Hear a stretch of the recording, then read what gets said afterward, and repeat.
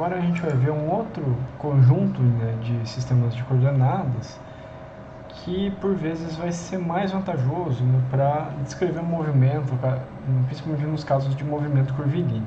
Tá? Então, o segundo sistema de coordenadas que a gente vai ver, né, são os eixos normal, tangencial e binormal, NT e B, aqui na nossa nomenclatura. Tá? Então, para isso aqui, a gente vai considerar um sistema de coordenadas que acompanha a posição da partícula. Tá? Então, diferente dos casos anteriores, esse sistema NTB ele vai acompanhar a posição da partícula conforme, né, ela está se movimentando. Né? Logo, esse sistema aqui ele é móvel, ele não é fixo, igual que a gente estava adotando num exercício anterior, por exemplo. Tá? O eixo tangencial, que é o eixo T, a gente está considerando que ele vai ser sempre tangente à trajetória instantânea. Quer dizer, independente da trajetória dessa partícula, né, para cada instante de tempo, né, o eixo T ele vai ser tangente a essa trajetória naquele instante de tempo específico. Né? Então, a orientação desse eixo T varia conforme o tempo. O eixo normal ele vai apontar para o centro instantâneo da trajetória. Então, a gente vai ter um eixo N sempre apontando para o centro instantâneo da trajetória. Por que essa palavra instantâneo é importante? Porque, né, esse centro da trajetória, né, vai variar conforme o tempo passa, a depender da trajetória. Né? A não ser que a gente tenha uma trajetória circular simples. E, por último, o eixo binormal, ele vai ser normal, vai ser perpendicular aí ao plano formado pelos eixos N e T. Né, para movimentos tridimensionais aí quando a gente tiver que adotar isso. Então a gente vai ter sempre um plano NT e um eixo binormal normal ao plano, né, formado por esses dois eixos. Né. Então nesses casos, né, a gente vai ter três vetores unitários também, né, por causa de um sistema com três coordenadas, né, que vão seguir aí as direções NT e B. Então, assim como a gente tem para coordenadas retangulares, né, os vetores unitários I, J e K, para coordenadas, né, normal, tangencial e binormal, a gente vai ter, né, vetores unitários que a gente vai chamar aqui de o N, o T e o B. Tá? Então, esses vetores aqui são análogos ao I, J e K, só que eles estão em movimento, né, eles estão acompanhando o movimento da partícula conforme ela anda. O vetor unitário, o N, vai ser sempre seguir o eixo normal, só que ele vai ter sempre o módulo 1 porque é um vetor unitário. O vetor unitário, o T, segue sempre o eixo tangencial e o vetor unitário, o B, vai seguir sempre o eixo binormal. Tá? Então a gente tem uma ilustração para entender isso aqui um pouquinho melhor. Então, aqui em azul a gente tem uma trajetória qualquer de uma partícula, tá? E a gente está mostrando essa partícula aqui num instante específico, né, onde ela está nessa posição demarcada com um pontinho vermelho. O eixo tangencial, ele está tangente à trajetória naquele instante instantâneo, né? E o eixo normal, o N, está apontando para o centro instantâneo da trajetória. Lembrando que esse centro ele vai mudar, ele pode mudar conforme, né, o movimento da partícula vai acontecendo. Acompanhando o eixo normal, a gente tem um vetor unitário, o N, e acompanhando o eixo tangencial, a gente tem um vetor unitário, o T. Para que a gente vai usar esse N e esse T? Da mesma forma como a gente escreve vetores nas coordenadas retangulares, como algo como xi mais yj mais zk, nesse caso a gente vai escrever também, né, decomposto, né, o movimento, decompondo o movimento, né, nesses eixos normal, tangencial e binormal em alguns casos. Tá? Então, para esse sistema de coordenadas, né, como a gente escolheu o eixo tangencial como sendo sempre tangente à trajetória instantânea, o que acontece? Como a gente sabe que o vetor velocidade ele sempre é tangente à trajetória, a gente vai ter um vetor de velocidade que vai seguir unicamente o eixo tangencial. Tá? Então, nosso vetor velocidade v vai ser algum módulo de velocidade, que eu não estou definindo agora, que é um vzinho, tá? Multiplicado por ut. Né? Por que é assim? Porque eu sei que o vetor velocidade é sempre tangencial, portanto ele só tem componente no eixo tangencial, no vetor unitário tangencial. Se a gente estivesse escrevendo isso em coordenadas retangulares, isso não ia ser verdade e nossa partícula ia ter componente nos outros eixos. Né? Esse Vzinho aqui é a mesma coisa que a derivada da coordenada espacial, esse ponto aqui, tá? Vezes o t. Lembrando que o v, então, é o módulo da velocidade da partícula, dado, então, pela derivada da posição instantânea. Né? Então, o Vzinho aqui é simplesmente ds dt, ou, para simplificar aqui, ele é um s ponto. Certo? Se a gente quiser agora obter a formulação para aceleração, o que a gente vai fazer é derivar essa equação 13 aqui, certo? Então, antes de eu passar para o passo adiante, né, tentem pensar aí quanto que a gente vai ter de derivada dessa equação 13. Né? Vai ser simplesmente um S2 pontos U de T? Né? Se você estava pensando isso, né, provavelmente você está pensando errado. Por quê? Esse vetor unitário U de T, ele varia com o tempo. Por que ele varia com o tempo? Esse vetor unitário ele sempre está acompanhando a posição da partícula e sempre está sendo tangente à trajetória da mesma. Portanto, né, a orientação desse vetor sempre vai estar mudando, né, de acordo com a curva que a partícula está seguindo. Né? Então, a gente vai ter que derivar essa expressão por completo, não vai ter jeito. Certo? Então, a derivada de v no tempo vai ser o quê? Derivada de v vezes u de t, só usar a regra de derivada de multiplicação, mais v vezes a derivada do vetor unitário tangencial. É aquilo lá que eu falei agora há pouco. Esse termo vai aparecer devido, né, lembrando, ao movimento do sistema de coordenadas. Né? O sistema de coordenadas não está paradinho aí não. Tá? Então, a gente pode provar, né, aqui eu vou pegar um atalho, né, para não ter que derivar isso de forma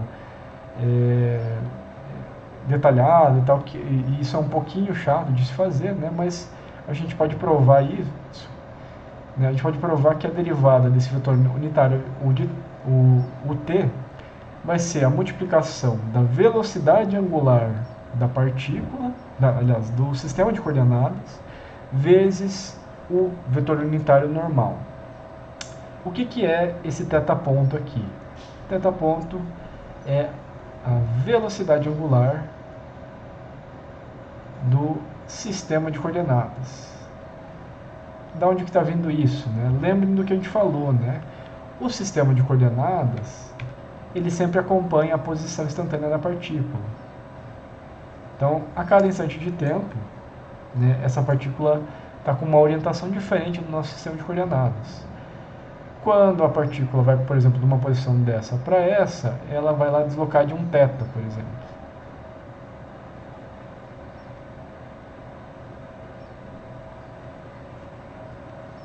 E conforme, né, esse deslocamento angular, né, a gente também tem uma velocidade angular θ-ponto e, eventualmente, uma aceleração angular θ2 pontos. Tá?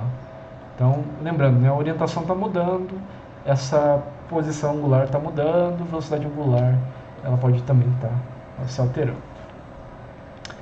Θ-ponto, então, vezes o n, né? Lembrando, eu não estou provando isso aqui só por questão de brevidade, né? Mas vocês podem ver essa definição, né, em algum livro de dinâmica, como os livros do Hibbeler, que a gente está utilizando aqui para a nossa disciplina.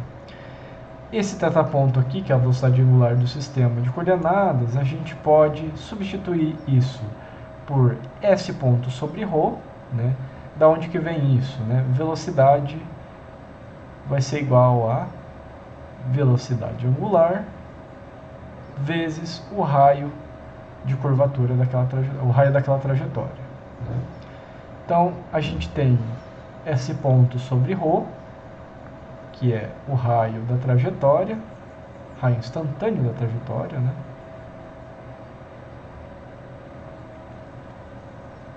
E o S ponto no numerador. Esse S ponto, lembrando, é a mesma coisa que V, portanto, a derivada de ut é a mesma coisa que V sobre ρ vezes o n. O n, lembrando, o vetor unitário no eixo na direção normal. Desse modo, né, se a gente pegar de novo a equação de aceleração aqui, a gente vai ter vetor de aceleração é v ponto ut, né, aquela componente tangencial aí da aceleração, mais o que? V, né, vezes o ponto de t. E a gente acabou de deduzir isso, né, de forma bem resumida, que o ponto de t nada mais é que v sobre ρ vezes o n.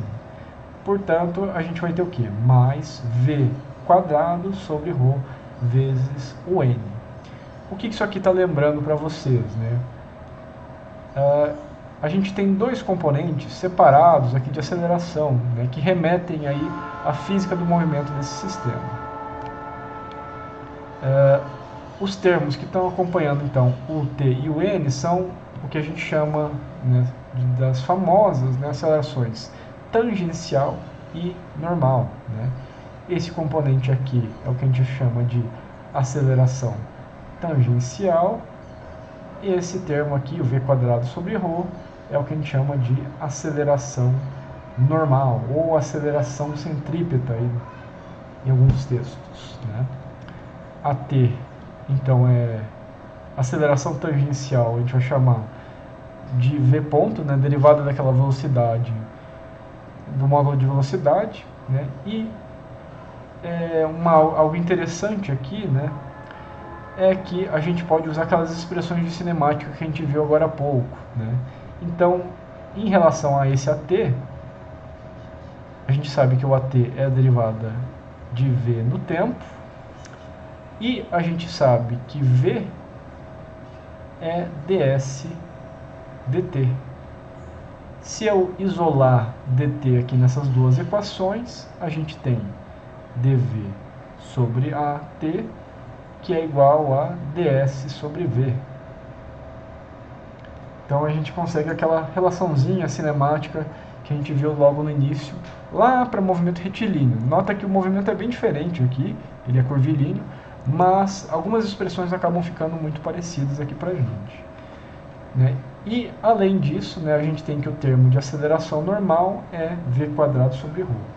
Né? Se a gente quiser representar o vetor de aceleração com essas componentes, né, só para ficar bem evidente, a gente tem AT U de t mais AN U de n. Componente tangencial, componente normal de aceleração. Uma observação aqui é que a velocidade de aceleração no eixo tangencial, né, o v, o at e assim por diante, né, o s, a gente pode analisar esse movimento no eixo tangencial como se fosse um movimento retilíneo. Né? A gente mostrou isso aqui pelas equações. Por que isso acontece? Porque as equações são as mesmas. Né? Então é como se aquela trajetória curvilínea, se a gente está decompondo ela, né, com esses eixos normal e tangencial, se a gente pegasse aquela trajetória toda e desdobrasse, né, a curva da trajetória, ia sobrar o quê? Um movimento retilíneo, né, no eixo tangencial. Por isso que o movimento no eixo tangencial ele se assemelha muito com o movimento retilíneo geral, né, não necessariamente com aceleração constante. Então, eu coloquei aqui um exercício de imaginação. Né? Imagine que a trajetória curvilínea foi esticada de modo a retirar suas curvaturas. Então, o que vai sobrar é esse movimento tangencial, né, com as mesmas equações do caso retilíneo que a gente fez anteriormente. Então, uma coisa importante aqui que a gente vai refletir mais para frente é em relação à interpretação dessa equação de aceleração, principalmente. né? Vamos lembrar ali o que significa aceleração normal, o que significa aceleração tangencial. Aceleração normal ou centrípeta, ela dá o quê? Ela dá a curvatura da trajetória da nossa partícula. Então, ela fornece, né, essa característica curvilínea para a nossa trajetória. Se não tiver aceleração normal, a gente não tem essa curvatura. A gente pode olhar isso pela própria equação de aceleração normal, né? Como que a gente faz para a aceleração normal ser zero? Se a gente tender o raio dessa curvatura da trajetória a um valor muito grande, um valor infinito, a gente não tem curvatura na trajetória, portanto a gente tem um movimento retilíneo, né? E a aceleração normal tem que ser zero nesse caso. A aceleração tangencial, é só olhar isso pela própria equação dela, ela está relacionada à variação do módulo de velocidade, né? Do módulo de velocidade. Por isso é importante aí ter em mente, né, essa interpretação dessas grandezas cinemáticas aqui.